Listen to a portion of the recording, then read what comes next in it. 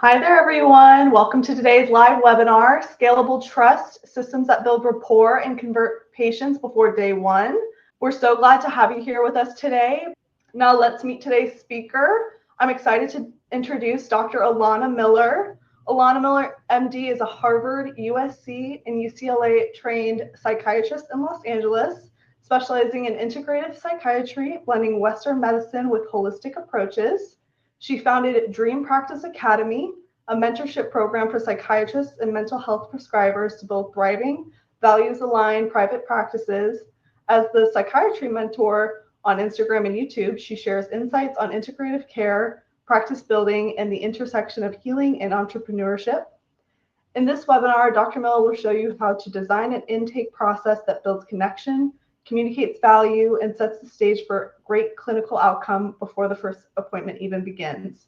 You will learn how to automate trust, reframe marketing as healing, and use practice cues built-in tools to create a seamless patient experience that heals and converts. Dr. Miller, we're so glad to have you with us, so please take the floor. Awesome, thank you. Yeah, thank you for that introduction. I'm really excited to be here. And so without further ado, this presentation, Scalable Trust, Systems that Build Rapport and Convert Patients Before Day One. And you already heard a little bit about me and my background. I'm an integrative psychiatrist in Los Angeles, but also teach other psychiatrists and mental health prescribers how to build their own private practices. And I teach integrative psychiatry as well. I'm just gonna very briefly tell the story of how I even got to be here doing this talk right now, which is very exciting for me because I've been a fan of Practice Q for like several years and years before it was Practice Q, when it was Intake Q. And it's a running joke on my team that like, are they paying you? And I'm like, no, they're not paying me. They're not paying me. I just really like Practice Q. And the reason I think you'll see over this talk is because I'm a systems thinker. You know, you don't do what you can have someone else do for you, but you also don't delegate to someone else to do something that you can automate with software. And the second that I saw even just the intake forms in Intake Q, whatever, 6 years ago, I saw that it was set up to be able to use so many automations to save you time. Because if you're a licensed professional, your time is valuable. You don't have time to be doing all these admin things when you could be using that time to see your clients or time to see your patients. So I'm excited to be able to show you guys today a little bit about how I use Practice Q's tools to save time in my practice, and how I teach people that I coach as well to do it. And so we're going to be talking about how to design a patient journey that builds trust automatically, and how to use a free consultation phone call is both a screening process but also a sales process ethically. And then also tactical upgrades for each phase of your intake pipeline using Practice Q's built-in tools. So again, that tiny bit of background, I am a psychiatrist, so a lot of what I'll be talking about will be coming from that perspective. But really everything we're talking about, everything that we're going to be covering applies to any clinical provider whose business and treatment outcomes are shaped by their relationship with their patients. Whereas unless you're a gastroenterologist and you're just doing the colonoscopies and you're not even meeting the patients beforehand, the relationship matters. And it especially matters if you're a mental health practitioner. And how do we meld good business with good medicine? Because this is a little bit controversial. Whenever I talk about this in presentations I'm giving, sometimes people don't like it, or sometimes people push back and will say that those two things can't be aligned. Like either you're a good clinician, or like if you are focusing on business, that's scammy or too salesy, or there's some negative connotation. You can't care about operating a sustainable business and care about your patients at the same time. But I massively disagree. And I think good business actually is completely aligned with good medicine. Because what are good business practices? Well, one that we're going to be talking about is just efficiency. Efficiency, so you're not spending unnecessary time on admin, you're spending more time directly seeing and helping your patients. But good business is also the marketing and sales, like the pipeline of how you get patients into your practice. And marketing, what does that mean? It's communication. You can't just be good at what you do. You have to effectively communicate to your potential patients or clients that you are good at what you do. And those are almost two different steps, but they're very aligned, because patients who feel good about the treatment process, including before they even see you, are more likely to have a positive benefit. And this has been wildly studied in every field of medicine, but especially in psychiatry. And there's this really interesting research study I came across that showed that a psychiatrist skilled at building rapport got better outcomes with their patients using placebos than psychiatrists with no bedside manner got out of their patients using medication. That it's actually the rapport that is more powerful than the medication that we use. And I'm not saying prescribe your patients placebos, but I'm just saying if we're not focusing on the rapport aspects of it, then we're not practicing standard of care. We're not providing good care. And that process can start before you even see the first patient. And a good intake process not only saves you time, but improves the relationships and helps you deliver better care. And the way that I think about it is that our patients have been waiting for years to find us. I mean, haven't you ever seen a patient, helped them? They'd maybe been struggling for years, but for whatever reason, didn't reach out to anyone for help until then. And then you see them, you help them, you change their life. And that, like, their life was like leading up to that moment for it to be changed. And all of you here, there's some patient that you haven't met yet, but you're going to change their life in the future. And if we make the intake process for our patients positive, it gives us the chance to provide immediate relief, even if the patient has to wait a few weeks for the initial appointment. Meaning, I often have a 6+ week wait list until I can see a patient. So I might do an initial phone call with them, but I can't schedule them on my schedule for 6 weeks. But still, I've had those conversations where at the end of that phone call, they feel relieved. I'm like, hey, are you feeling good? You feel like we got a plan? Yeah, honestly, I already feel a little bit better.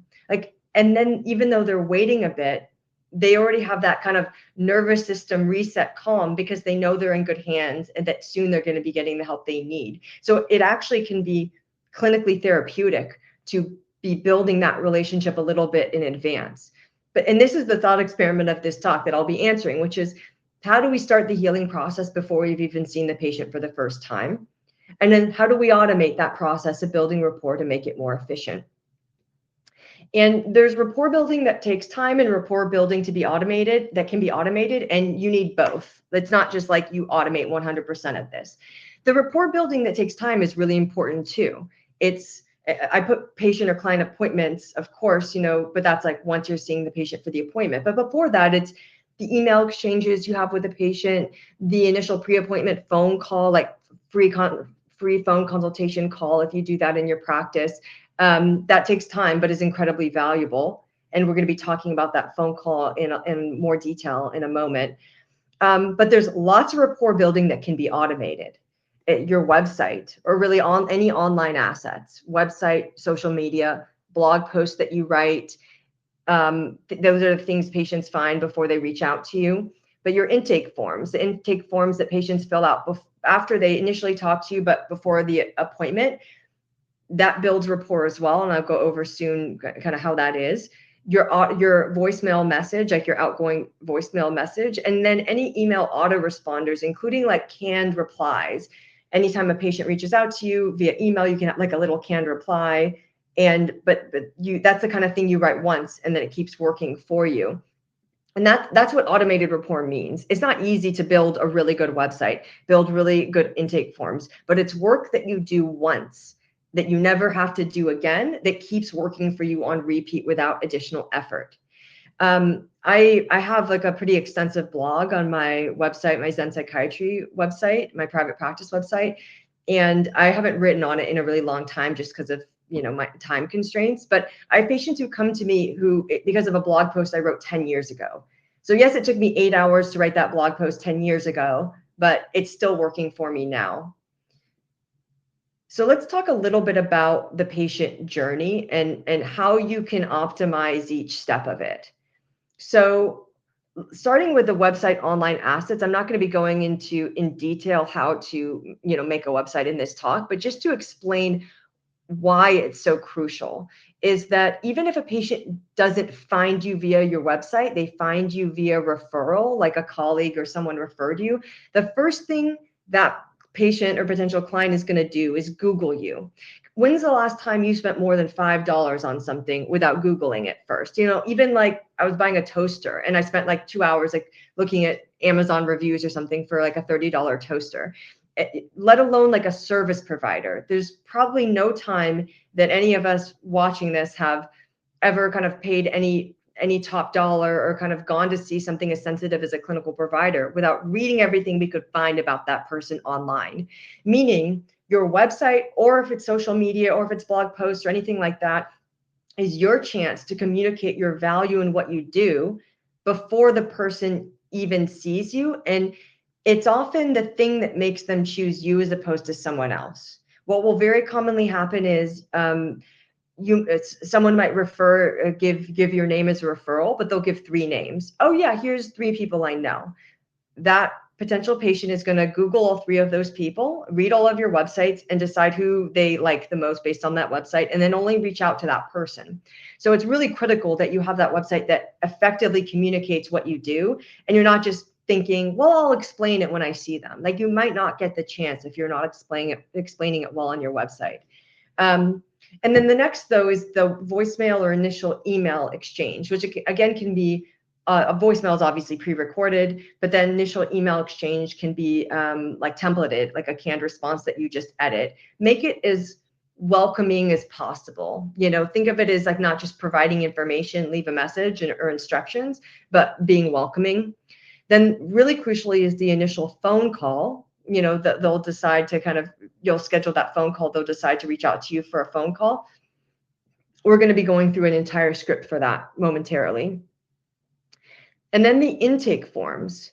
So this is why I love Practice Q so much. It's the conditional logic that it allows in their forms, because gathering a lot of information in advance and gathering the right information on these forms builds rapport, because it helps the patient feel you are digging deep to get to the root of their problem, but it's automated. You just did that form once. You're not doing any work to collect that information. But as the patient's filling it out, they're like, wow, this person's asking all these detailed questions.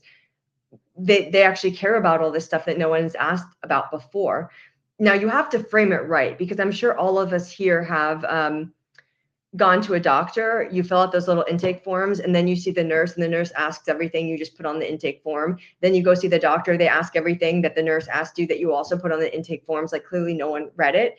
I always preempt that and tell the patient in advance, hey, like, I know lots of doctors how you fill out these forms and they never read them. That's not what I'm going to do. I'm going to read this with a fine-tooth comb. The more detail you put in, the more it's going to help us hit the ground running when I see you for the first appointment.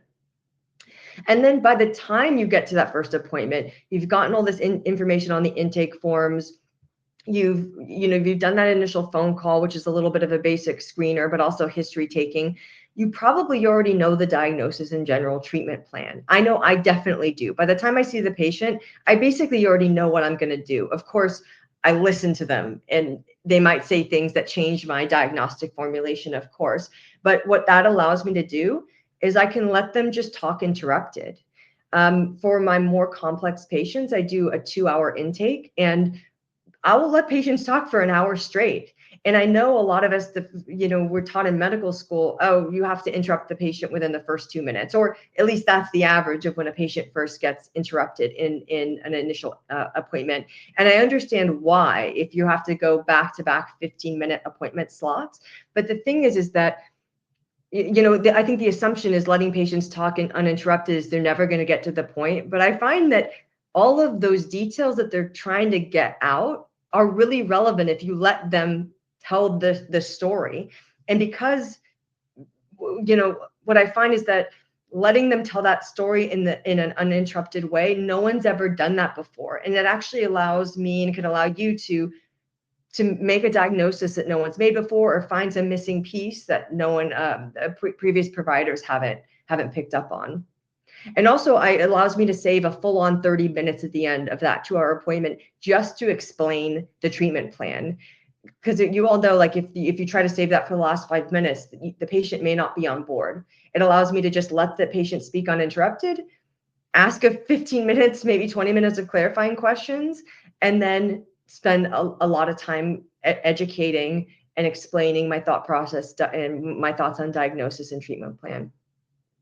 So let's go over a screen share really quick of the workflow of seeing a potential new patient.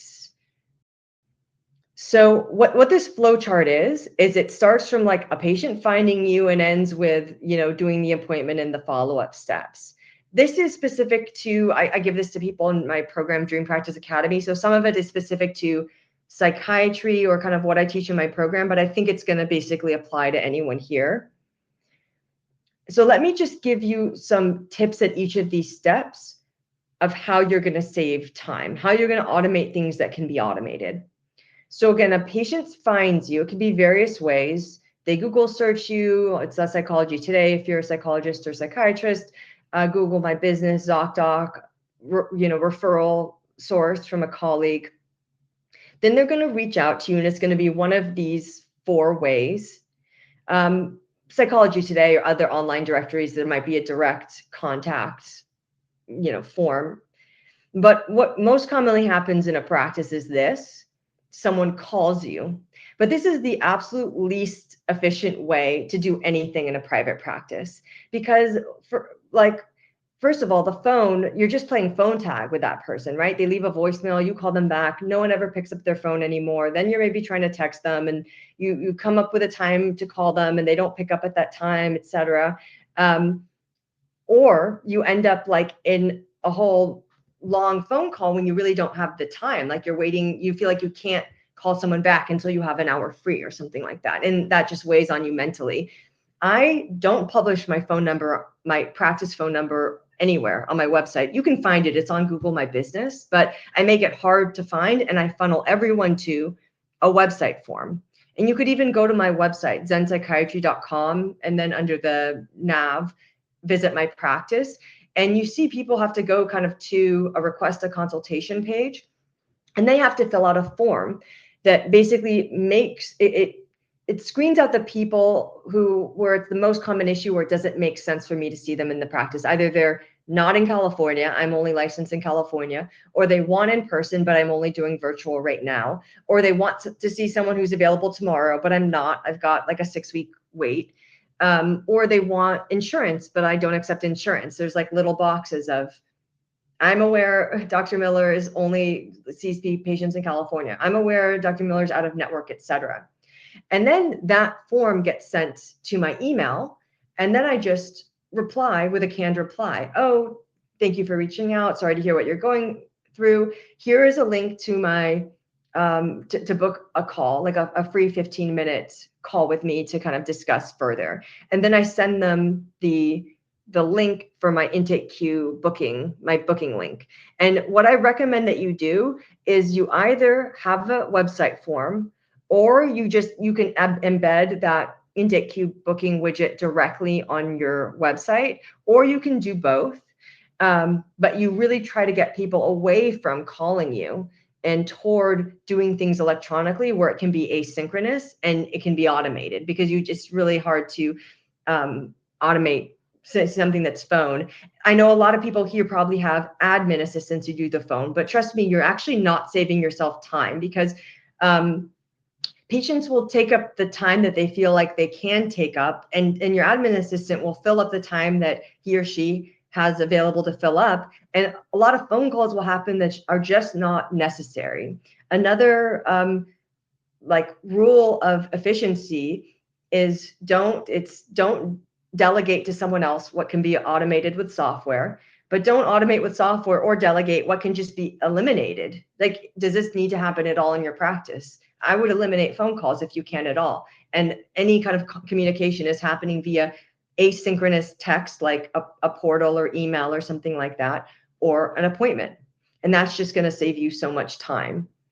And now I'll just tell you one thing that I do at this point in my practice is I actually charge for my free call. It's not free, but what I do is deduct that from the fee of the intake if they schedule. So essentially ends up being free, for patients that schedule, but it does reduce people booking that call and getting on my schedule who are not really serious about working with me. They might be like talking to 10 different people. And it just makes it so that people are a little bit more serious by the time they talk to me. So depending on how many intakes, like requests you're getting, if it's a lot, you might do something like that. If it's not a lot, then I would probably just keep it free to reduce that friction. So then what you want to do is end up on a phone call with the patient. We'll talk about how to do that. I call it here, it's a consultation. That's a free phone consultation. I have on this sheet, flowchart update referral tracking spreadsheet, because the thing I absolutely teach is anytime you get a new patient reaching out to you, you should have a spreadsheet, who it was, what date it was, how they contacted you, and where they came from. Because what you will start to notice is certain referral sources are not just sending you more potential patients or clients, but better quality patients or clients. And by quality, I don't mean like certain human beings are of higher or lower quality. I just mean more aligned with who you want to work with and who you help. And sometimes if you're not tracking it, you don't realize the patterns that become very apparent if you have it all out on a spreadsheet. So anyway, you'll do that phone call. We'll go over the script for that shortly. And then what I do is I just schedule the intake on the call. Like if they want to schedule, I'm like, okay, great, let's pick up the time. I put them, they're already in my intake queue by then because they scheduled the initial phone call. That creates a little, patient chart essentially for them. I just drop the appointment on my schedule, send them the autoresponder reminder, which has the link to my intake forms. And then I tell them, the little spiel about make sure to fill out the forms 48 hours before. And then so that automated email just goes out. I actually have my assistant make sure that the forms are filled out 48 hours in advance, and I will reschedule the appointment if they're not. You don't want to be in a situation where you just think, I'm just going to see them anyway. I don't want to lose this appointment. If they're not filling out those forms, they're not doing their part of the equation for you to be set up for success. And especially if it's a cash practice, if they're not giving you their credit card off in advance, you're going to be in a situation where they might not pay you. You just don't want to be in that situation. Then you'll do the appointment. And then I typically at the end of all my appointments I'm scheduling the follow-up right then and there in the last, minute or two. Now let's talk about two rapport building tools in detail. The one that takes time and the one that's automated, because again, both are important. The initial phone call and then your intake, your health history intake form. So the initial phone call, this is something that I think, at least when I was in training, I had one idea of what it was supposed to be. And then I realized once I was in practice, oh no, it's this other thing. The idea that was kind of put in my head is, oh, it's screening out the wrong patients. And there is a little bit of that. You do want to, assess if someone's a good fit for what you do and gently direct them in a different direction if it's not. But it's much more about bringing in the people who are value aligned, who you want to work with, like bringing in those ideal patients, selling them a little bit. Because think about it from the patient's perspective. At that point, they did some research. They Googled you. They read everything on your website. Something about it clicked. They want to talk to you on the phone. They didn't necessarily just straight schedule the appointment. They want to talk to you on the phone. They're feeling you out too. Their question is like, can this person help me? So you have to both do your screening, but also communicate your value. So the basic screening is like if you have a cash practice or out of network practice, it's mostly like screening out people who can't or aren't able to, don't want to pay your fees, and or like are just otherwise not a fit. It could be because of like high acuity, but I'll tell you, the more experience I've gotten, the more I'm like, I can even handle certain high acuity situations or even complex patients like personality disorders or just really complex diagnostic pictures where there's a lot of moving parts. If that patient is willing to pay me for my time, like, yes, I can help you as long as they're reliable. That's the most important thing, I think, for a solo private practice or a virtual practice, especially, that you can like trust that this person is accurately reporting to you what they're dealing with.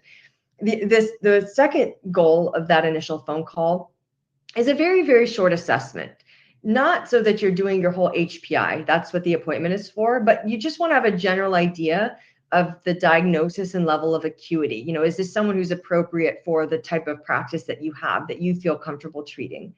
But most importantly is this number 3, it's to demonstrate value.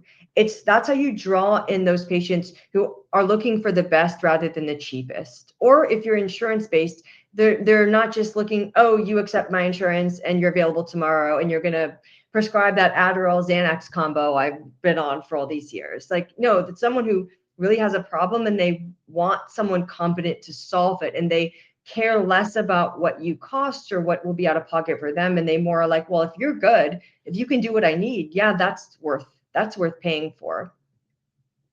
So how do you do that? I'm going to go over the whole script in a moment, but this is a key, is something called competency triggers. And I honestly forget if I came up with that name or I read it somewhere else, but this term has been in the back of my head for years and years.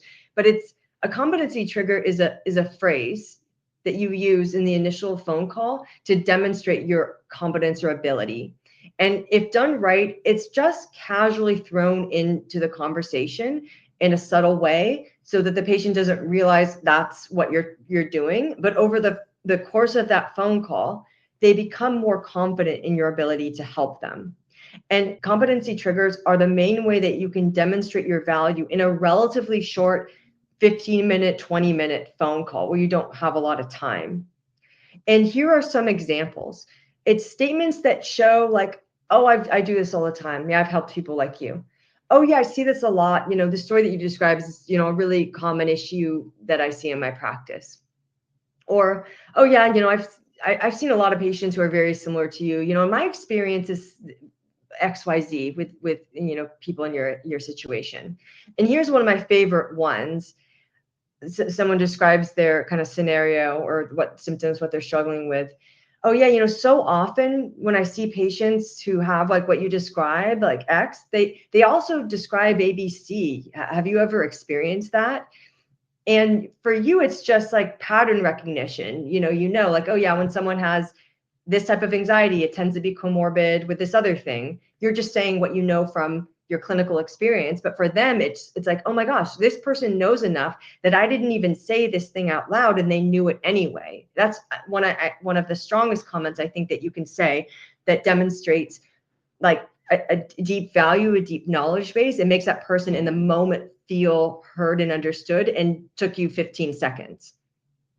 I always flesh out in that call if the person's ever had a negative experience with a provider before. And at this point in my practice, often the people I'm seeing are kind of treatment resistant, and even if it wasn't overtly a negative experience, just something didn't work. And so I'll acknowledge that. And this can be a competency trigger as well. Like, oh, I'm sorry you had that experience. I'm always very cautious to not talk negatively about another provider, because you never really know the truth of what the patient's telling you. There could be other context that's getting left out, but either way, I'm going to validate what they're saying. I'm sorry that you had that experience. I practice a little bit differently. I practice this way for this reason. It's kind of demonstrating to them, hey, what you had happened before, I do things differently. You're not likely to have that same experience with me. Let's go over the script. It's funny, as I'm sharing this, I'm like, I wonder if people are thinking I'm a little psycho with the detail. I really like systems, like anything that can be operationalized or systematized. I try to think it through, because again, it takes a lot of work to create a script like this, to create a system, but you do it once and then you never have to do it again.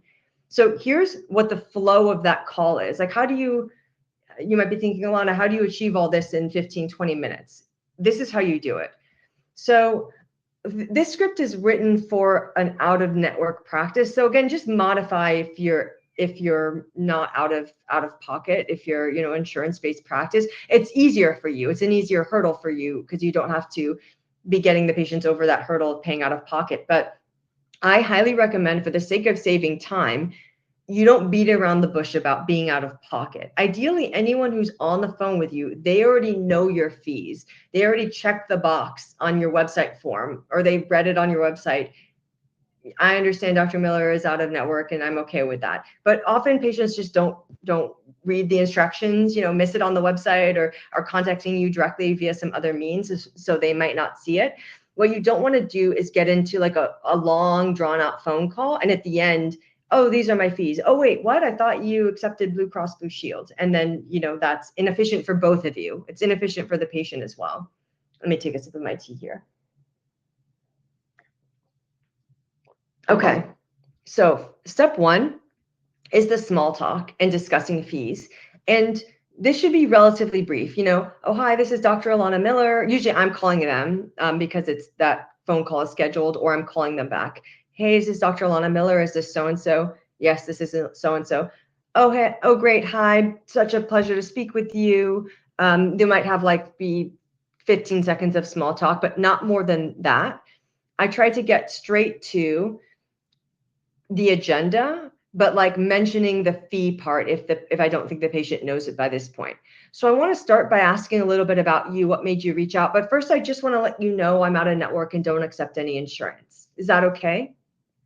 And just say that, because often patients will just say, oh, okay, yeah, that's fine. In which case, as long as your fees are published on your website, or even if they're not, if they don't ask, then it means it doesn't matter to them in that moment. What that means, if they don't ask your fees, it means, well, it depends on what you can do. If you can help me, yeah, whatever it costs. I need to know what you can do before I know what I'm willing to pay. In which case, just move on to the rest of the call. But what more likely is to happen is they'll say oh, okay, what are your fees? If they say, oh no, I thought you accepted my insurance, I can't really pay out of pocket. That's fine. You can just gracefully end the call at that point, and it saved you both time. But let's say they say, okay, what are your fees? Oh yes, the initial appointment is X. Follow-up appointments vary between Y and Z depending on the length of the appointment and what the clinical need is. And then this is the key point. Then you shut up. You don't over-explain your fees. You don't offer a sliding scale. You don't say, just kidding, because of your anxiety. Often people say their fees in the beginning of the practice, at least. And they have all this anxiety of the person's going to push back. Where I know a lot of practitioners, they can't even have this conversation. They'll have their staff have it. But how can your staff stand confidently behind your fees if you can't stand behind it? You know what I mean? Meaning, I think it's a growth opportunity to overcome that fear. But this is usually where people want to be in half a second of silence.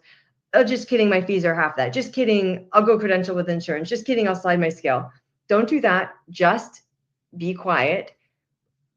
Probably the patient's they're either going to say, oh, that's more than I wanted to pay. Can you slide it? If they say that, no, unfortunately, I can't. What I say is, I want to keep it fair. I just charge all of my patients the same amount. So unfortunately, I don't. And then you shut up. And at this point, the patient will either say, oh, you know what, that's just not manageable for me. And no hard feelings, no problem. Or they'll just say, oh, okay, fine. Then you move on. Then you ask the question, which is the open-ended question that we always ask at the beginning of an intake, but you can ask it on this phone call too, which is, so tell me a little bit about you. I have some of the context from our email exchange, but tell me a bit of the background. What led you to reach out to me for help? And I'll let the patient talk relatively uninterrupted for a few minutes. If they seem scattered or unsure of how long to talk for, oh, I don't know how much detail I'm supposed to go into, I'll say, oh, just give me the 3 to 5 minute version. I'll kind of contain it that way. And now they're going to start telling their story.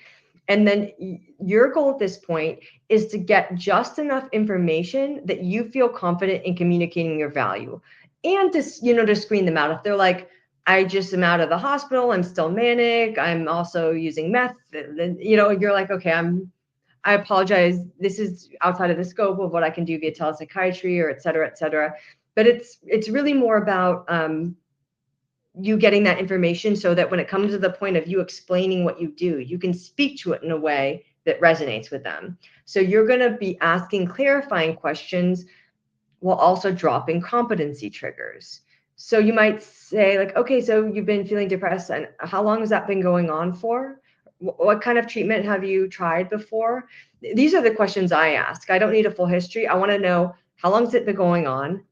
What have they tried before? What worked? What didn't work? If something didn't work, especially something was not a good fit with the last provider, why? oh, you mentioned the medication not working, or like, were you on medications? Which ones? What happened? I kind of want to know how many med trials someone has had. That definitely can tell you how treatment resistant someone is, versus sometimes people have never been on any medication. That to me is critical. I'll ask if they have a therapist already, because I do therapy, but I don't mention that if they already have a therapist. But now is when I'm dropping those competency triggers, like, oh yeah, I've had just this anxiety and for years, and I just worry all the time. Oh, you know what I found is often when people have these frequent worries, it shows up as a lot of physical tension in their body, like, and insomnia, muscle tightness. Do you have that? Oh my gosh, yes, I do. Of course, that's just generalized anxiety disorder diagnostic criteria, but I'll just throw in kind of a couple of those comments so that they feel confident that I understand. It's like reflecting back to them, I understand what they're saying. Now, once you've gotten that information, then you want to transition, which is explaining your process and offering help. Up to this point, there's been a few competency triggers you've dropped, but you're mostly listening. This is when you start to shift and you explain how you can help, and you ask for like permission to share. Okay, so I think I understand the basic situation for what you're dealing with. I'd like to give you a sense of what my approach would be. Does that sound good? Yes.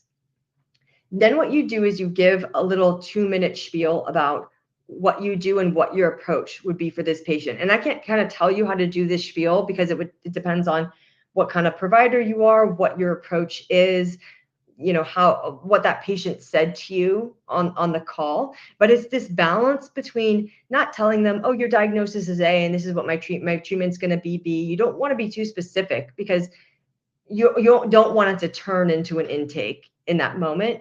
And you also don't want the patient to stuck in those details, because you have to actually do your full appointment to really know for sure. You have an idea, but you don't know for sure. So I really avoid trying to tell patients a specific diagnosis or treatment plan. I might, if they push to get details, I might say, generally in your situation, I prescribe an SSRI. There's certain supplements and nutraceuticals we can use, but I'd really have to meet you and get the full picture before I could say for sure, but probably in that direction. But what I'll do with this spiel is like, let me just tell you a little bit about my approach. I think medications are really critical. Medications can help a lot, but there's a lot of other things we can do from a holistic and complementary approach, that what it does is it is augmenting what we're doing with a medication. And what it allows us to do is use less medication over less time, where the medication more is a bridge as we're helping you reset your nervous system, bolster your coping skills in therapy, get your lifestyle, a little bit better regulated, improving your sleep habits, improving your diet, helping you get a healthy exercise schedule. And that way, no one treatment needs to do all the heavy lifting. Maybe the medication only helps 30%, but the therapy we're doing helps 30%. And, some nutraceuticals we start helps 10%. And we make some changes to your lifestyle, it helps 20%. And the sum total of that is you feel 80% better. I'm not sure that added up right, but you get the picture. And that's like kind of what my spiel is. Don't let it go on like more than a couple of minutes. And then when you're done, you solicit questions. You pause and you say, so yes, all to say that I definitely can help you. I'd be really more than happy to work with you. You're exactly the kind of patient I work with in my practice. So tell me, what questions do you have for me so you can know on your end if it's a good fit? And I like phrasing it that way because it's respectful. It's like, hey, this feels a good fit on my end, but I want you to feel like it's a good fit too. What can I answer for you? And depending on how much the patient needs to kind of be sold on you, and which really depends on how good the automated rapport stuff is. Like I have patients coming to me, they've already read every word on my website, every blog post I ever wrote, they follow me on social media or whatever. They're like, no, I have no questions, I want to see you. Versus someone less familiar with is going to have more questions, understandably. Sometimes they'll say none, like, no, none, this sounds great, let's set up the appointment. Sometimes they'll have like just maybe one pretty logistical question. Oh, that sounds great. Do you accept HSA cards? Oh, yeah, I do. Oh, great. Yeah, let's schedule. Sometimes it's like a little bit more detailed, but it's usually not more than 2 to 3 questions. And your key in this part is answer the question directly that they asked. Don't go off on a tangent. And then when you're done, stop talking and let them ask the next question. And then at some point, they're going to say those magic words like, oh, yeah, that sounds good. Like, what's the next step? And for the sake of time, I'm just looking at the time. I'm going to not go over the remainder of this in a ton of detail.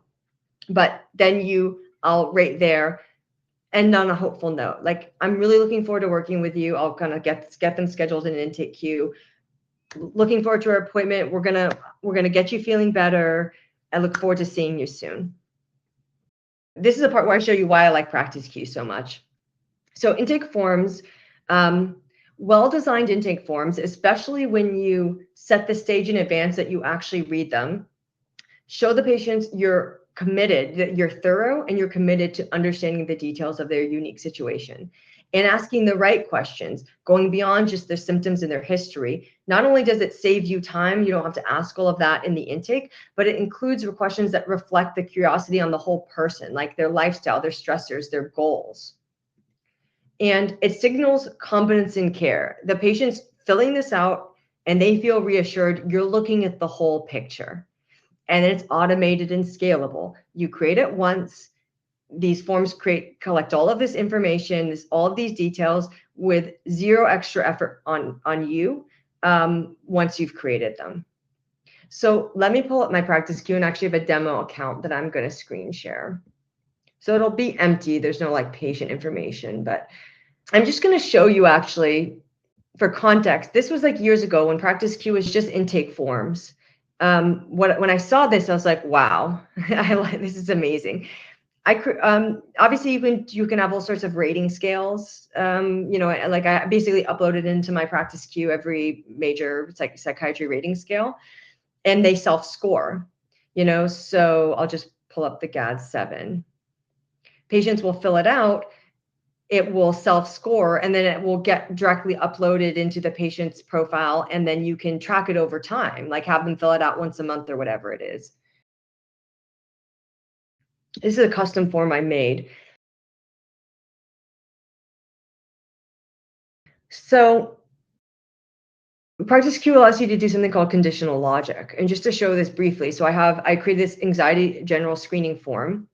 Patients fill out the GAD-7.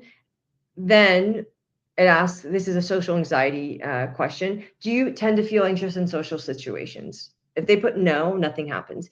If they put either yes or not sure, a social anxiety rating scale pops up. Same for panic attacks. No, I don't. Oh, yes, I do. Panic disorder rating scale pops up. And similar, the OCIR will pop up if they say they have obsessive thoughts.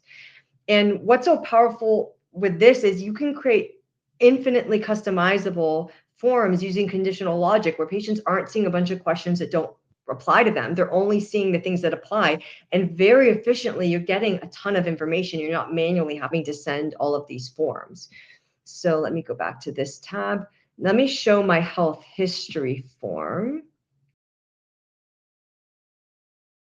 Just to show like the highlights of kind of what I'm able to do on this form. Let's show you some of the conditional logic. I ask patients if they want to receive super bills.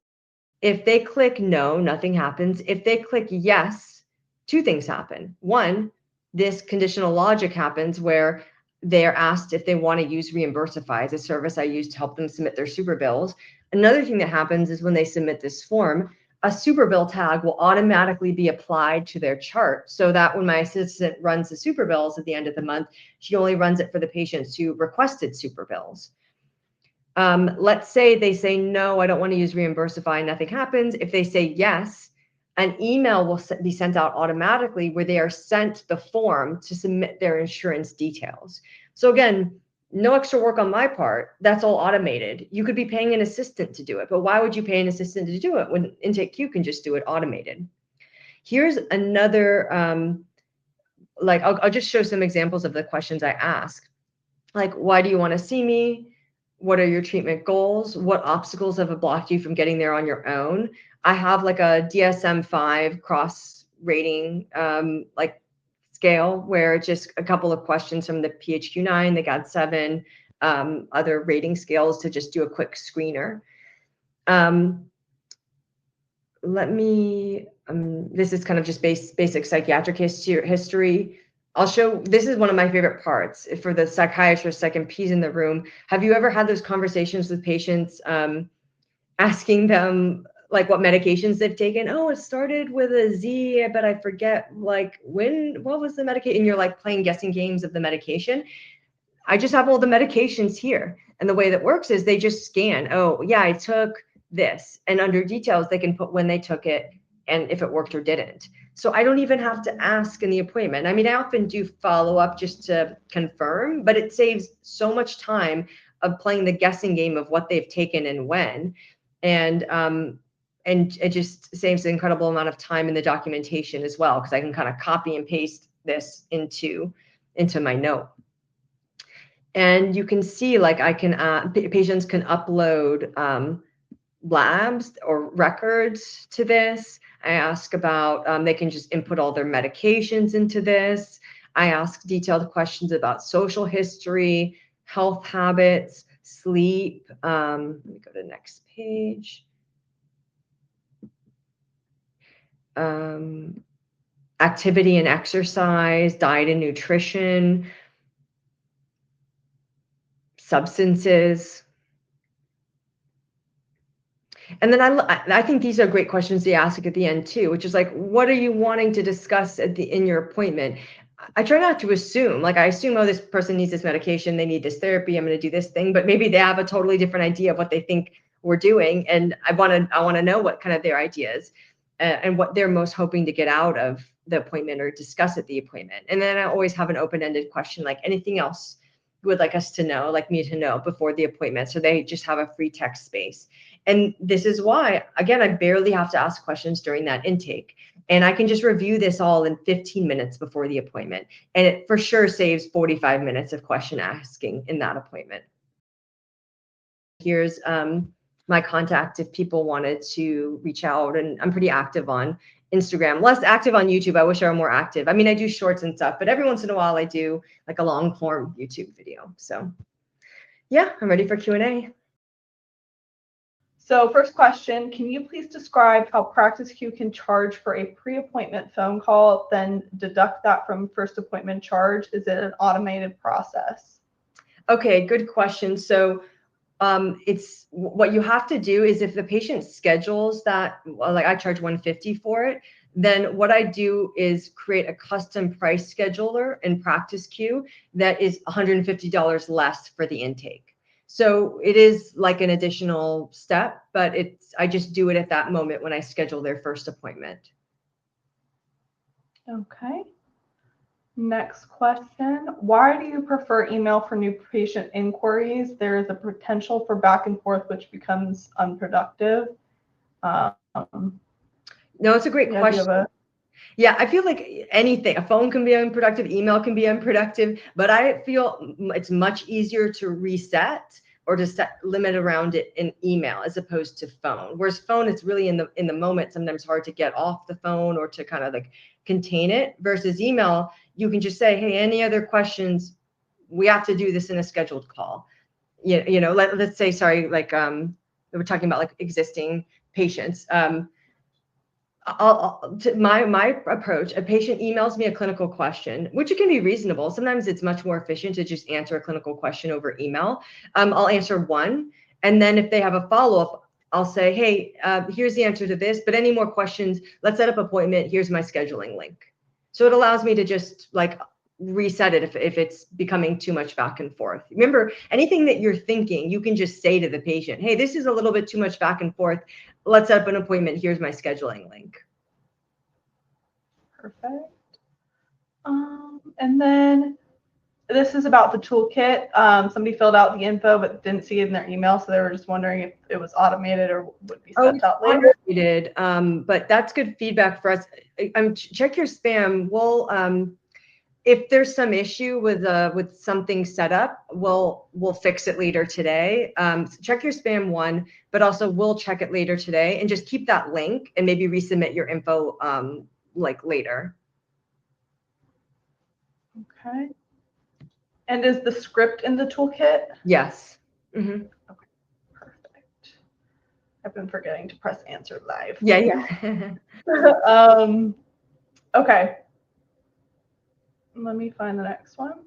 What is the best way to link your intake form questions to your actual psych evaluation note? Pin notes, or do you recommend a better way? Oh, to be honest, so PracticeQ has more tools than I even use.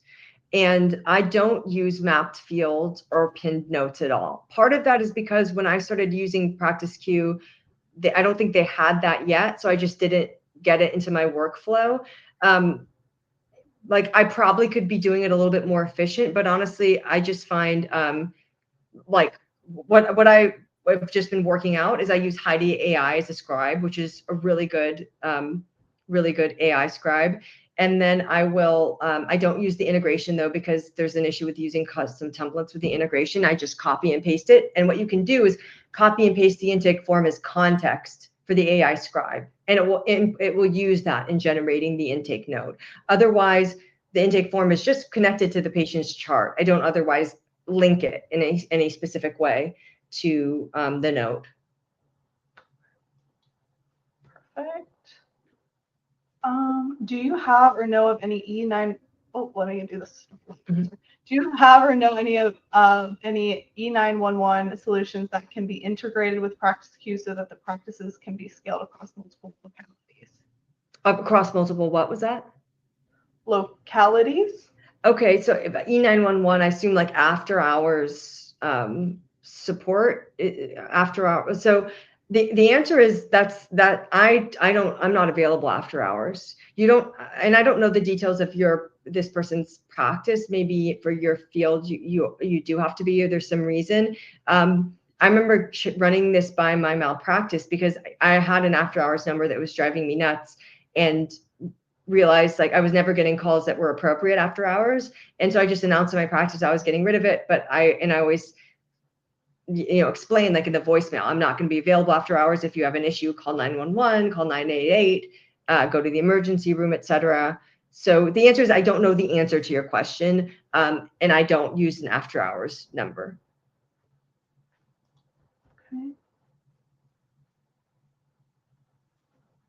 Okay. Do you recommend a day that you provide consultations? My schedule does not offer daily allowance for phone consultations. Yeah, you could just have like a 2-hour block or a block of time in your week where that's the only time available. In PracticeQ, you can set different availability. I don't know if you can set different availability for a service, but you can set different availability for a location, and you just have the location as phone, client phone number, and then you set a very narrow availability, like a 2-hour week block or something like that. And so that way any of those calls are condensed in a particular period of time. Okay, and then we're going to do one more question, and then I think we're kind of out of time. Is there a way on PracticeQ to screen out patients that don't live in the states that you're licensed or offer services?